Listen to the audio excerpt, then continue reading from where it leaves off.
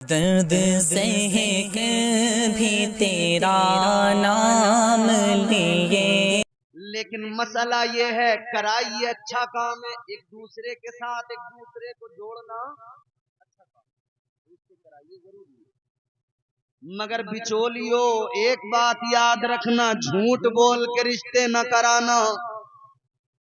آج اگر تم نے جھوٹ بول کے رشتہ کرایا تو جھوٹ کی بنیاد پہ ہونے والا رشتہ ہمیشہ دقتیں آئیں گی، پریشانیاں، کل سارے راز کھلتے چلے جائیں گے، حقیقتوں سے پردے اٹھتے چلے جائیں گے، پھر نتیجہ یہ ہوگا جو آپس میں رشتہ دار بنے، رشتہ دار میں ہونی چاہیے محبت، مگر ان کے اندر محبت ذرا بھی نہیں، ایک دوسرے کو ایسے دیکھ رہے ہیں جیسے کٹرا دوسرے کٹرے کو دیکھتا ہے۔ دیکھا نا کٹرا دوسرے جھوٹ کی بنیاد پر رشتے نہ کرایا کرو، نہ کیا کرو۔ اچھا میں نے جب آپ کو یہ بات بتائی کہ صاحب بلٹ اور 4 لاکھ اور 5 لاکھ، تو تمام لوگ اس پر تو پورا زور دے رہے ہیں کہ لڑکے والے ایسا کرتے ہیں، صاحب لڑکے والے ایسا کرتے ہیں، مگر یہ جو یوں سر ڈال کے ہاتھ جوڑ کے مظلوم بنے ٹہلتے ہیں نا لڑکی والے، یہ بھی کچھ کم نہیں ہیں، ان کے حالات بھی ناظرین خلیلی صاحب ایسے ہیں، جب رشتہ کرنے کا ارادہ کریں گے نا بیٹی کا، تو یہ بھی کوئی شریف آدمی سے تھوڑی ملنا چاہ رہے ہیں، کسی سے بھلے آدمی سے، انہیں بھی اپنا رشتہ بیٹی کا کرنے کے لیے کوئی بڑا امیر کبیر آدمی چاہیے، سرکاری نوکر چاہیے۔ اگر انہیں نیک شریف نمازی لڑکا بتا دو تو اسے تو نظروں میں نہیں لاتے، خاطر میں نہیں لاتے، کہتے صاحب ہم ایسی جگہ رشتہ کریں گے، تو پھر یہ گیا بڑے امیر کبیر آدمی کے پاس، تو ہاتھی کے پاس جائے گا تو ٹکر تو جھیلنی پڑے گی، اتنے گنے دینے پڑیں گے ایک بار میں، اور آپ تو زیادہ ہے ہی ہاتھی، تو گئے کیوں تھا ہاتھی کے پاس؟ اب رو رہا ہاتھی کے پاس جا کے کہاں سے کھلاؤں اتنا، اب تو تجھے کھلانا پڑے گا۔ بیٹی کا رشتہ کرنے گیا تو خیال یہ بہت بڑا مالدار مل جائے، سرکاری نوکر مل جائے، تھوڑی بہت کمی بھی ہوگی تو کہے گا کوئی بات نہیں، ہوتا رہتا، شریف آدمی نیک ہو، غریب آدمی چاہے جتنا شریف جتنا نیک، اس میں عیب نظر آتے ہیں، اور مالدار میں چاہے جتنے عیب ہوں وہ بڑا صاف نظر آتا ہے۔ جن کے آنگن میں امیری کا شجر لگتا ہے، یہ المیہ ہے، جن کے آنگن میں امیری کا شجر لگتا ہے، ان کا ہر عیب زمانے کو ہنر لگتا ہے۔ اب تم نے اتنے بڑے آدمی سے رشتہ کیا، دیندار تو تم نے دیکھا نہیں، لڑکی والے سب دیندار دیکھتے تو دینداری کی وجہ سے معاملات اچھے رہتے، اب دیندار نہیں دیکھا تو دقتیں آ رہی ہیں، بار بار ڈیمانڈ بڑھتی جا رہی ہے، ہر موقع پر اسے چاہیے اور خوب چاہیے۔ دیندار آدمی دیکھتے تو وہ ہرگز ایسا نہیں کرتا، دیندار کبھی ایسا نہیں کرتا۔ عزیزان گرامی القدر، آقا کا فرمان ہے دینداری کی بنیاد پر رشتے کیا کرو، دینداری کی بنیاد پر اپنے رشتے جوڑا کرو، مگر ہمارا حال یہ ہم نے دینداری کو سائیڈ کر دیا۔ عزیزو ذرا غور کرو، اب ذرا ذہن قریب کرو، پھر وہیں میرے ساتھ سفر کرو۔ نکاح مرد کا عورت کے ساتھ، یہ نظام قدرت ہے، یہ نظام پروردگار، مگر کیا زمانہ آ گیا، سنجیدگی خطرے میں ہے، خود نمائی کا چلن ہے، سادگی خطرے میں ہے، سر چھپاتی پھر رہی ہے آبرو اس دور میں یا الہی کر مدد پاکیزگی خطرے میں ہے واہ بھائی واہ نعرہ تکبیر، نعرہ رسالت، نعرہ حیدری، نعرہ غوثیت، مسلک اعلی حضرت، فیضان اعلی حضرت، فیضان حضور غوث اعظم، فیضان اولیاء اکرام، ماشاءاللہ۔ تو نکاح جو ہوتا ہے، شادی جو ہوتی ہے نا مرد کی عورت کے ساتھ، مگر اب دنیا کی بے وقوفی اور دنیا میں اس عہد میں بدتمیزی اپنے عروج کو پہنچی۔ اب عورت عورت سے شادی کر رہی ہے، مرد مرد سے شادی کر رہا ہے، اللہ رحم کرے۔ یہ جان لیں اچھی طرح سے، یہ آخری زمانہ ہے، قیامت اب دور نہیں ہے، بہت قریب ہے۔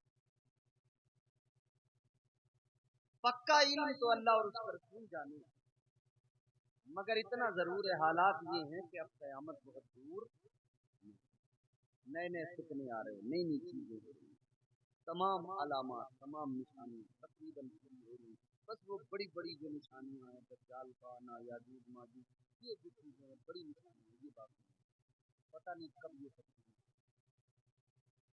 حالات یہ ہو گئے، مرد مرد سے، عورت عورت، ایک جگہ تو 4 بچوں کی ماں بھاگ گئی، کسی مرد کے ساتھ نہیں، عورت کے ساتھ بھاگی۔ سوچیں آپ ہم کہاں ہیں، کیا کیا ہو رہا ہے۔ یہ میں تمہیں کوئی غیر مسلموں کی بات نہیں بتا رہا، یہ والی جو بتائی ہے میں نے، 4 بچوں کی ماں جو بھاگی، یہ مسلمانوں میں ہے۔ اللہ رحم، ہم سب کی اللہ حفاظت کرے، ہماری نسلوں کی اللہ حفاظت کرے۔ اللہ تعالی نے مزاج دے دیا روزے ازل، پہلا انسان بنا کر، ان کے بعد میں پہلے مرد حضرت آدم کو بنا کر دوسرا انسان جو بنایا وہ عورت کو بنایا، حضرت حوا کو اللہ نے پیدا فرمایا۔ اب یہاں پر ایک چیز اور آپ کی خدمت میں ہے، اللہ نے حضرت آدم کو پیدا کیا، دولہا بھی نازل ہے اور نازل بھی نازل ہے، دونوں طرف ایک شادی جو ہوئی ہے اس میں دولہا ہے، ایک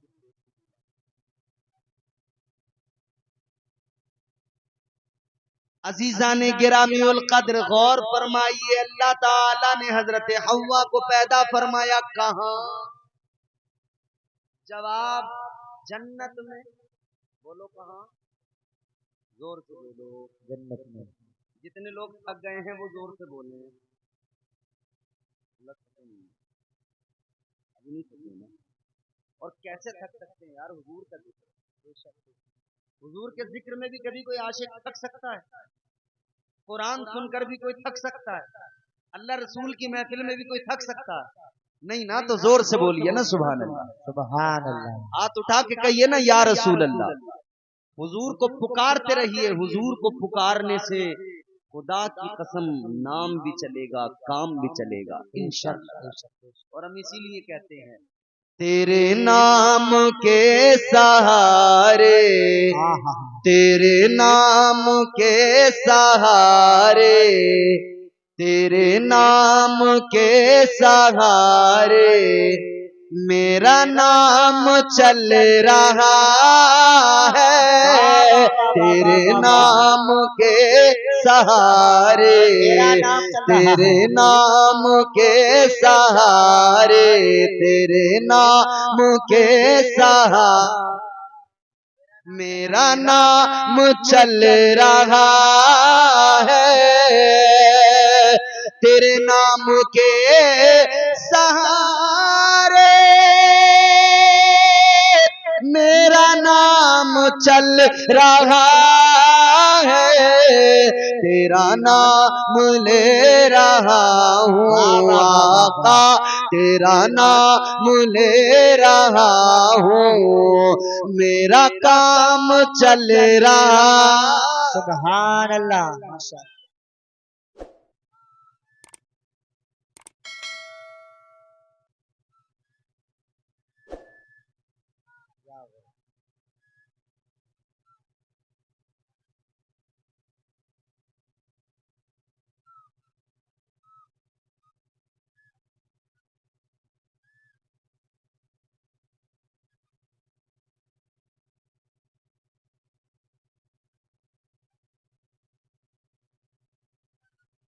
سبحان اللہ، نعرہ تکبیر، نعرہ رسالت، نعرہ حیدری، مدح رسول انام مولانا نور الدین صاحب قبلہ۔ یہ آج بھی ہمارے یہاں الحمدللہ دیوانے ہیں، بولیے نا سبحان اللہ۔ یہ الگ بات ہے کہ ہم گنہگار ہیں، یہ الگ بات ہے کہ گنہگار ہیں، مگر نبی کی عزت کی، نبی کی عظمت کی، نبی کی محبت کی بات آئے، خدا کی قسم ہمارا نوجوان آج بھی آقا کی محبت میں مرنے کو تیار ہے۔ اللہ تعالیٰ ہمارے جوانوں کو تیرا نام لے رہا ہوں، میرا کام چل رہا ہے، تیرے نام کے سہارے میرا نام۔ ناصرف تو آپ میرے بارے میں سے سنیں گے، یہ ہے بہترین نام کرنے والے لب لہجہ۔ میں تو بس چاہتا ہوں کہ میں بھی اپنا نام اس فہرست میں لکھوا ہی لوں، ایک دو شعر سنا ہی لوں۔ تو میں شعر بڑا اچھا سنا رہا ہوں، ان تمام اسٹیج والوں کے لیے اور آپ سب کی پوری توجہ کے ساتھ زور سے کہیے سبحان اللہ۔ سبحان اللہ۔ مجھے بیڑیوں میں رکھتے یہ زمانے والے، لیکن مجھے بیڑیوں میں رکھتے، مجھے بیڑیوں میں رکھتے یہ زمانے والے، لیکن مجھے بیڑیوں میں رکھتے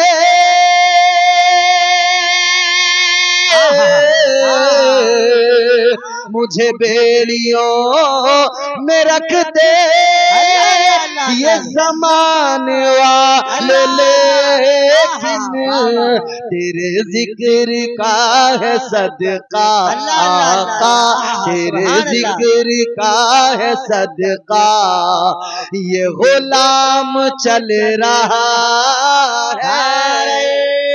تکبیر، نعرہ رسالت، نعرہ حیدری، نعرہ غوثیت، مسلک اعلی حضرت، جشن شادی خانہ آبادی زندہ باد زندہ باد۔ تیرے ذکر کا ہے صدقہ آقا، تیرے ذکر کا ہے صدقہ یہ غلام چل رہا ہے، تیرے نام کے سہارے میرا نام۔ چینل والوں آپ بھی بولو سبحان اللہ۔ یہ محبوب بھائی ایسی بولنا ہے آپ محسن بھائی، ایک بہت ہی خوبصورت شعر ہے اور ہمارا الحمدللہ ہم حضور کی بارگاہ میں عبادت کر رہے ہوتے، پھر صلاۃ و سلام مصطفیٰ جان رحمت پہ لاکھوں سلام، شمع بزم ہدایت پہ لاکھوں سلام، شہر یار ارم تاجدار حرم، نو بہار شفاعت پہ لاکھوں سلام۔ یہ بریلی کے سمندر یہ مقبول بھی بہت ہے اور چبھتا بھی بہت ہے۔ مقبول اتنا کہ ہر زبان ایک خاص و عام پر ہے، چبھتا اتنا ہے، اتنا چبھتا ہے کہ جتنے بھی بدعقیدہ ہوتے ہیں نا ان کے چہروں پہ سروٹیں پڑ جاتی ہیں، سمجھ رہے ہو؟ تو پھر گھبرانے لگے یہ کیا، مگر میرے اعلیٰ حضرت کا سلام، بریلی کے تاجدار کا سلام حضور کی بارگاہ میں مقبول ہے، اسی لیے تو پوری دنیا میں اس کو پڑھا جا رہا ہے۔ اس کو ذہن میں رکھیں، پھر شعر سنیں۔ تیرے نام کے سہارے میرا نام، جس کا چلتا ہے بس وہی بولے گا، جس کا حضور کے نام کے سب سے نہیں چل رہا بالکل آرام سے خاموش۔ تیرے نام کے سہارے میرا نام چل رہا ہے۔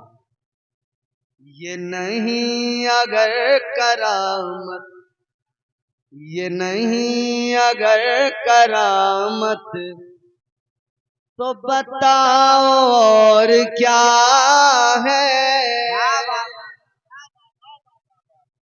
الحمدللہ اسد اقبال نے میرے ساتھ بڑے مستی میں پڑھا اس کلام، آپ نے جس میں دیکھا ہوگا یوٹیوب پہ دیکھا ہوگا، ہندوستان کا بڑا عظیم شاعر ہے اور ہم بچپن سے ان کو سنتے آ رہے ہیں، انہوں نے الحمدللہ ہمارے ساتھ اس کلام کو پڑھ لیا۔ ہم تو اپنے آپ کو سمجھتے نہیں کہ ہمیں نعت پڑھنی ہے، مگر ان لوگوں کو یہ نہیں اگر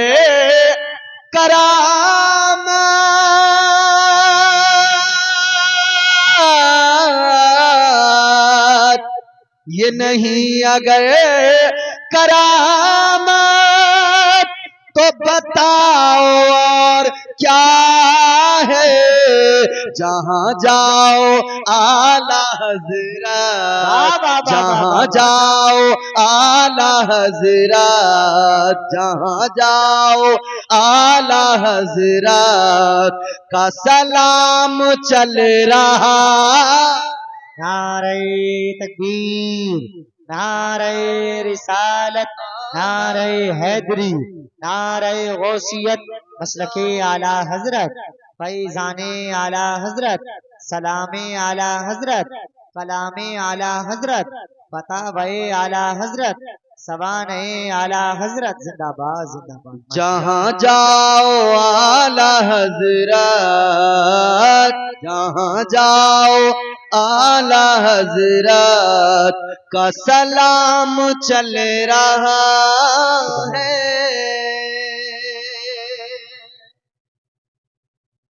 الحمدللہ ہمارا حضور کے ذکر کے سب سے نام کام کرتے ہیں۔ جب ہم اللہ اور اس کے رسول کا ذکر سنتے ہیں تو دل کو آرام آتا ہے، کیونکہ اللہ کا خود قرآن میں اعلان ہے، دل کا اطمینان، سکون قلب اگر چاہیے تو کرنا کیا ہے؟ کام ہو۔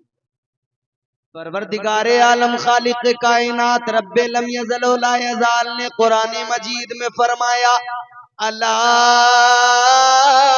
بذکر اللہ تطمئن القلوب۔ اللہ نے فرمایا دلوں کو سکون جو ملتا ہے تو اللہ کے ذکر سے ملتا ہے۔ بے شک بے شک بے شک۔ یہ جو سبحان اللہ بار بار بول رہے ہو، اللہ کی پاکی اعلان کر رہے ہو، یاد رکھنا دل کو بھی سکون ملے گا اور زندگی بھی پیاری خوشگوار ہو جائے گی۔ سبحان اللہ سبحان اللہ سبحان اللہ۔ تو اللہ تعالیٰ نے عورت کو بنا کر مزاج دیا کہ عورت کو مرد کے ساتھ ہی رہنا ہے، اور مرد عورت ایک ساتھ رہیں گے تبھی انسانیت کو فروغ ملے گا، تبھی جو ہے وہ سلسلہ انسانیت آگے بڑھے۔ مگر عزیزو اللہ نے عورت کو جنت میں پیدا کیا، کیوں؟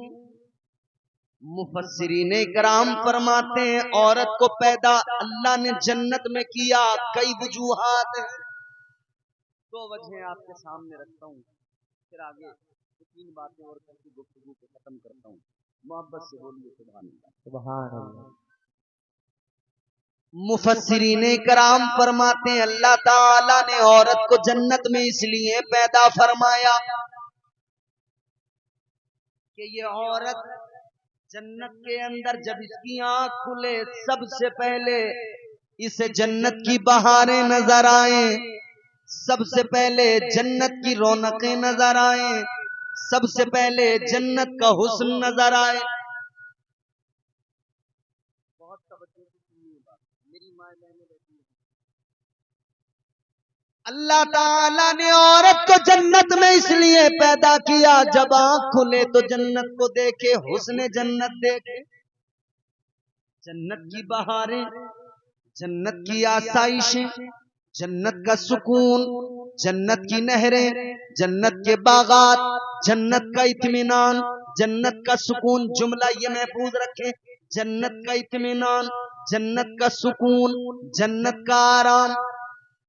اللہ تعالیٰ نے عورت کو جنت میں پیدا کیا۔ اللہ اب یہ جملہ سنو اور دلوں میں محفوظ کرو، اللہ تعالیٰ نے عورت کو جنت میں پیدا کر کے مزاج دیا، اے عورت جنت کا سکون آرام دیکھ لے، کیونکہ تجھے دنیا میں جانا ہے، اپنا ایک گھر بسانا ہے۔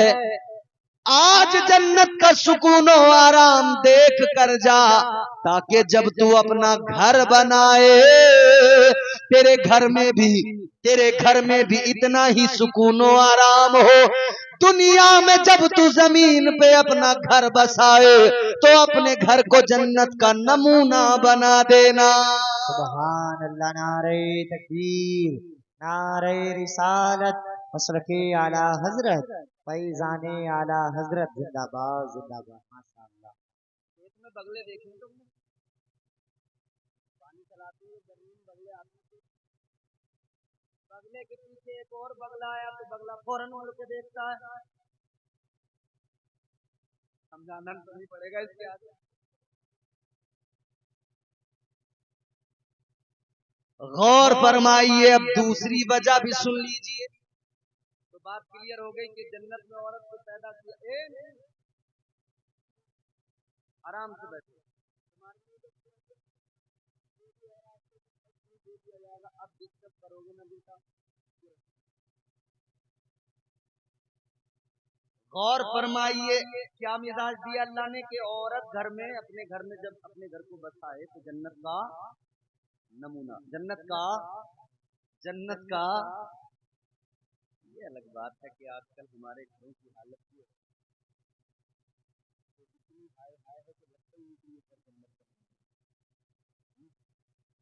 میاں بیوی میں اتنی لڑائی ہے، ان میں آپس میں کچھ نہیں بن رہی ہے۔ بیوی بھی ہاتھ دھو کے میاں کے پیچھے پڑی ہے، اور میاں تو بیچارہ کئی معاملوں میں ایسا مظلوم، ادھر اماں بہنیں بھائی وہ اسے جو ہے آر لگا رہے ہیں، میں آر لگی رہتی ایک ادھر سے وہ لگاتی، یہ بیچ میں پچھڑا بیلنس بناتے بناتے اس کا بیلنس بگڑ گیا۔ اماں کہہ رہی ہے جورو کا غلام ہو گیا، بھیا کہہ رہے ہیں کہ ہمارا بھیا بڑا اچھا تھا، مگر جب سے یہ آئی ہے نا یہ ناگن ہے، ناگن یہ اس نے تو چھین لیا ہمارے بھیا کو۔ اور وہ کہہ رہی ہے تمہیں تو اپنی اماں کی اور اپنی بہنوں کی بھائیوں کی فکر ہے، مجھے میری تھوڑی فکر ہے تمہیں، تم تو اپنی اماں کی سکھائے میں ہو، تمہارا گھر نہ ہو ننگی تمہاری بہنیں۔ اب یہ اگر بہنوں کی سنیں تو اماں کہہ رہی کورسا کر رہا، کورسا کما کی نہ دے رہی ہے جب سے دیا ہوا ہے، الگ کر دیا ہے، کھٹا 700 روپے دے دیا آپ نے، ان سے اکٹھے کر دیا ہے۔ اماں کہہ رہی ہے مجھے تو رکھنے کو بھی نہ دیتا، پہلے تو رکھنے کو دے دیا کرتا تھا۔ اللہ نے مزاج دیا گھر کو جنت کا نمونہ بناؤ، تو یہ صرف ایک گھر کی بیوی کے لیے نہیں ہے، تمام عورتیں، کیونکہ ساس بھی پہلے بہو تھی نا، ساس بھی پہلے تو اس کا بھی گھر، اس کا بھی گھر، تو دونوں کو مل کے ایک بنائے گی دوسری نہیں بنائے گی تو بات بنے گی۔ اچھا ایک بات، اب دوسری وجہ جنت میں کیوں پیدا کیا گیا ہے؟ اللہ تعالیٰ نے عورت کو جنت میں پیدا کر کے مزاج دیا کہ عورت جنت میں ذرا آنکھیں کھول کے دیکھ لے، تجھے جنت میں حوریں نظر آئیں گی، حوروں کا سجنا سورنا، حوروں کا حسن نظر آئے گا، اور حوروں کے حسن کی بات اگر آتی ہے نا تو سنو، نعرہ تکبیر، نعرہ رسالت، نعرہ حیدری، نعرہ غوثیت، مسلک اعلی حضرت، فیضان۔ دوسری وجہ اللہ نے عورت کو جنت میں پیدا کیا کہ وہ جنت کے اندر جب آنکھ کھولے تو جنت میں حوریں نظر آئیں، حوروں کا حسن کیا ہے عزیزوں؟ فرمایا گیا ایک بار انسان کو موت آتی ہے، کتنی بار؟ ایک مرتبہ موت آتی ہے مگر سمجھانے کے لیے، آسان کر کے تاکہ لوگ سمجھ جائیں، سمجھانے کے لیے۔ میرے آقا نے فرمایا اگر بندے کو 2 بار موت آتی، اگر 2 بار موت آتی تو دوسری بار اس وقت آتی جب وہ جنت میں پہلی مرتبہ اپنی آنکھوں سے کسی جنت کی حور کو دیکھتا، اس کا حسن دیکھتا، یہ برداشت نہیں کر پاتا، ایسا حسن ہے جنت کی حوروں کا۔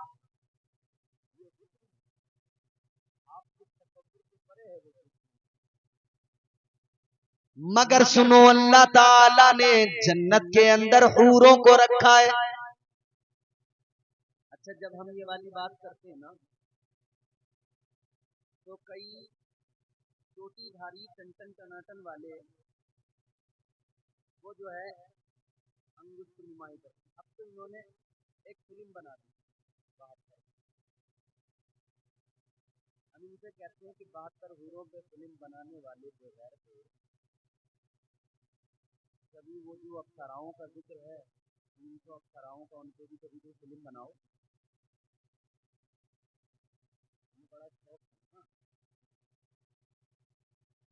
ارے بھائی اسلام کو انگلش بعد میں اٹھانا، پہلے دوسرے مذاہب پر ایک، وہاں بھی سورگ اور نرک کی جب بات ہوتی ہے نا تو وہ سورگ کا ذکر کرتے ہوئے وہ بھی کہتے ہیں کہ صاحب وہاں پہ افسرائیں نہیں، تیری افسرائیں صحیح، اسلام میں حوروں کا نام سنتے تیرے لیے کیونکہ اللہ نے حوروں کو اتنا خوبصورت بنایا، تیرے جیسے ناپاکوں کے لیے نہیں ہے۔ الحمدللہ ہم پاک ایمان والوں کے لیے اللہ نے حوروں کو بنایا۔ تو حوریں بڑی خوبصورت، اللہ نے عورت کو جنت میں پیدا کر کے مزاج دیا، عورت جب تیری آنکھ کھلے گی تجھے حوریں نظر آئیں گی۔ مزاج دیا پروردگار نے کہ تو جنت کی حوروں کو دیکھ لے، ان کا حسن دیکھ لے۔ اے عورت جنت کی حوروں کو دیکھ لے، ان کے حسن کو دیکھ لے، پھر جب تو دنیا میں جائے گی اپنا گھر بسائے گی، ادھر ان کا سجنا سنورنا خوبصورت بن کے رہنا تو نے دیکھا ہے، اب تو بھی ایسے ہی اپنے شوہر کے سامنے سج سنور کے رہنا، باقاعدگی اور سلیقے کے ساتھ رہنا، تاکہ تیرا شوہر تجھے دیکھے تو اس کے دل کو آرام آئے، آنکھوں کو ٹھنڈک ملے، تیرا شوہر تجھ سے راضی رہے۔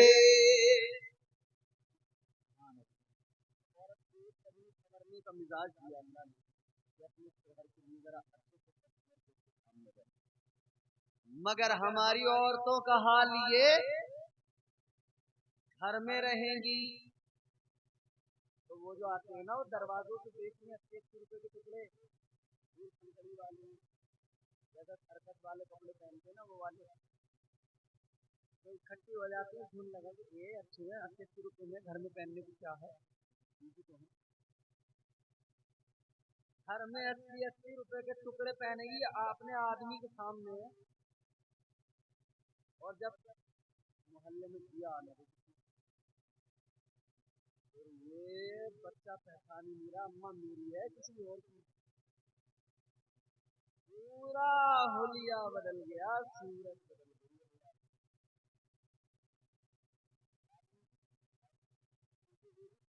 صورت نہیں حرکتوں سے پہچانتا۔ یاد رکھنا میرے عزیزو، محلے میں شادی آ گئی، اچھا اس نے گھر میں سوٹ پہلے سے تو قیمتی ہے نا، وہ اس لیے کرے گی آنے جانے کے لیے، اور وہ پھٹے پرانے ٹیچر سے وہ لے گھر میں پہننے کے لیے، مطلب کیا، اچھے والے آنے جانے کے لیے اور یہ بیکار والے شوہر کو جلانے کے لیے۔ گھر میں رہے گی تو لیچڑی سنیچری، کپڑوں پہ بڑے بڑے داغ دھبے، اور دیا جیسے محلے میں آیا پھر تو دیکھو ہرن بن کے چلے گی. مگر میری بہنوں گزارش ہے آپ سے، خدا را اللہ نے آپ کو مزاج دیا ہے، آپ کو آقا نے تو یہ حکم دیا اے عورت اگر تو باہر جائے تو پرانا بوسیدہ لباس پہن کے جا کہ تیرے لباس کی چمک کو دیکھ کر تیرا کسی کا دل تیری طرف راغب و مائل نہ ہو، کسی کی توجہ تیری طرف نہ آئے. تو باہر جب جائے تو بوسیدہ لباس پہن کے جا، لیکن جب گھر میں رہے شوہر کے سامنے رہے تو پھر عمدہ مہنگے نفیس لباس میں اچھے کپڑوں میں شوہر کے سامنے رہے تو اچھے والے شوہر کے سامنے نہیں. اور پھر شکایت کیا ہے؟ شکایت یہ ہے انہیں تو مجھ سے محبت ہے ہی ذرا. اور 10 دن اگر آدمی بے رخی کی بات کر لے تو پھر یہ ہے کہ ان کو کوئی چکر چل گیا. ابے تو بے وقوف اگر چکر اس کا کہیں چل گیا تو چلوا تو تم ہی رہی ہے. تو اچھی صاف ستھری بن کے رہ، پھر دیکھے اس کا کوئی چکر چل سکے. تجھے ہی دیکھے گا، کسی اور کو دیکھے گا. اپنے آپ کو ذرا بدلو میری بہنوں اور میرے بھائیوں، آپ بھی ذرا اپنے آپ میں بدلاؤ پیدا کرو. نکاح کرنا میرے آقا کی سنت ہے، اس سنت پر جب عمل کرو تو مصطفیٰ جان رحمت کے طریقوں کو دیکھ لو. سنت ادا کرتے وقت میں خوش ہونا ضروری، خوشی منائیے، مگر اتنا یاد رہے خوشی مناتے ہوئے شریعت کے خلاف کوئی کام نہ کرنا، کوئی کام ناجائز و حرام اپنی شادیوں میں شامل نہ کرو، بلکہ اپنی شادیوں کو اسلامی طور طریقوں کے اعتبار سے کرو. اپنی شادی کرتے ہوئے تم ڈی جے گاجے باجے نہ بجاؤ، بلکہ اپنی شادی میں تم ایسا انتظام کرو جیسا حافظ ناظم صاحب نے کیا. خود بھی اللہ رسول کا ذکر سنے، گاؤں والوں کو بھی سنائے تاکہ اپنا بھی کام بن جائے، گاؤں والوں پر بھی اللہ کی رحمتیں نازل ہو جائے. سبحان اللہ سبحان اللہ.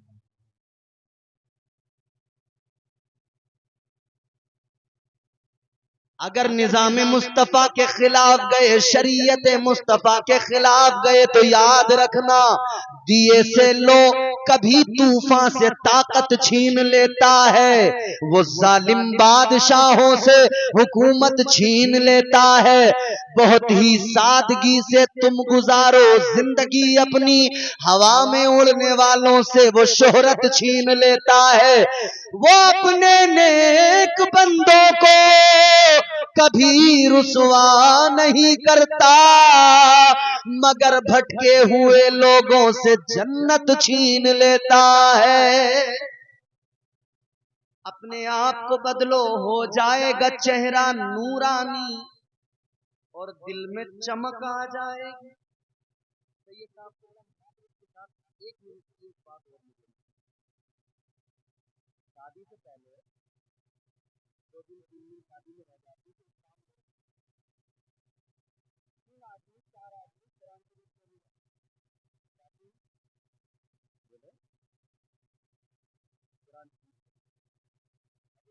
آدمی کو جاتی آدمی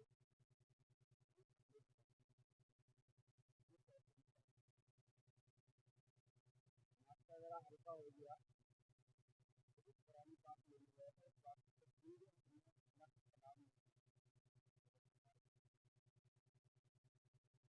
بس اسے یہ یاد ہے نا.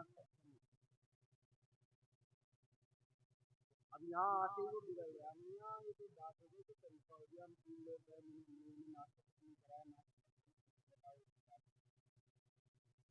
قرآن پاک کس لیے لینے گئے تھے کہ دلہن آئے گی تو قرآن کی تلاوت.